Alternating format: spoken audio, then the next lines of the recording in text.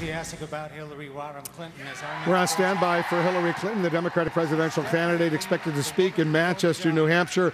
Shortly, we'll have a live coverage once that begins. You're seeing James Taylor performing at that event right now. The big news today, the big story, breaking news, the letter sent by the FBI Director James Comey saying after a thorough review of the latest emails discovered on Anthony Weiner's computer, the FBI stands by its original decision back in July. No criminal charges recommended against Hillary Clinton. Joining us now from Salt Lake City, Republican Congressman Jason Chaffetz. He's the chairman of the House Oversight and Government Reform Committee, one of the members who actually received this letter from Director Comey today. Congressman, thanks for joining us. Thanks, Wolf. The last time we spoke, you seemed pretty convinced that this new investigation would turn up new evidence of wrongdoing by Hillary Clinton. No such evidence, according to the FBI director, emerged. Do you trust Director Comey's conclusion in this new phase of the investigation?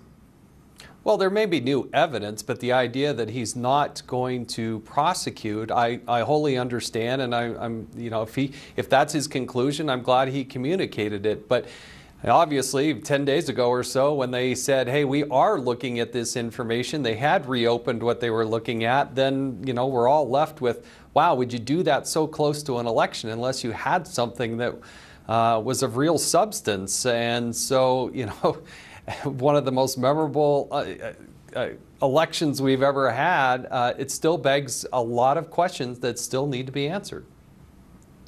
Yeah, I mean, a lot of people thought that his FBI agents must have told him there was something startling to issue such a statement, a letter to you and other members of Congress with only 11 days or so remaining. And now to conclude, they've reviewed all these hundreds of thousands of emails, and his original conclusion stands. Do you trust this investigation? Do you believe that the FBI director should be staying on the job, or do you think he's been compromised?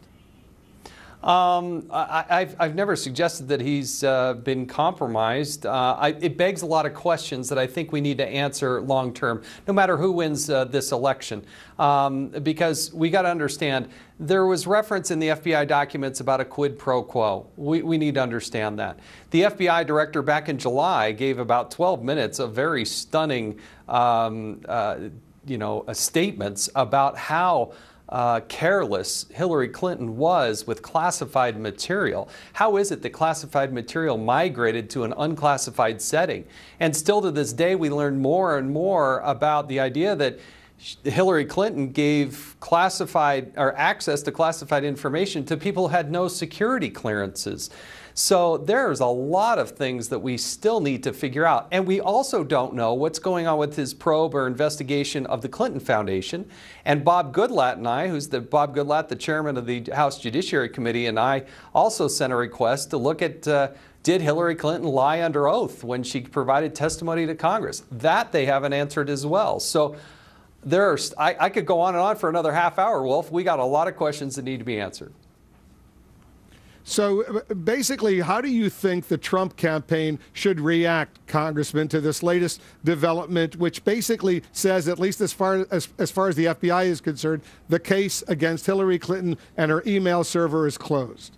Look, I'm not going to give the Trump campaign any sort of advice. It's really up to the American people. I think there are still a lot of questions that America has to answer, and they get to make this decision in the next 48 hours or so, because she did put classified information at risk. She did put people unnecessarily at risk. That is undisputable. Nobody's disputing that Hillary Clinton made a very conscious decision early in this process to do something that was convenient for her, but put our nation at risk. And that's part of her background. And people are going to have to process that and determine how important that is as they make a decision whether or not to vote for Donald Trump or Hillary Clinton.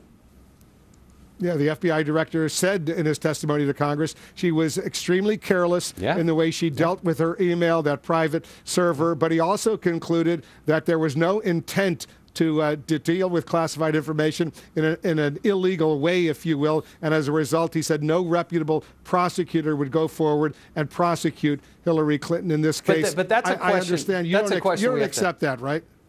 Well, I think it's a question. Where is intent? I read the conclusion of where you need to get to intent.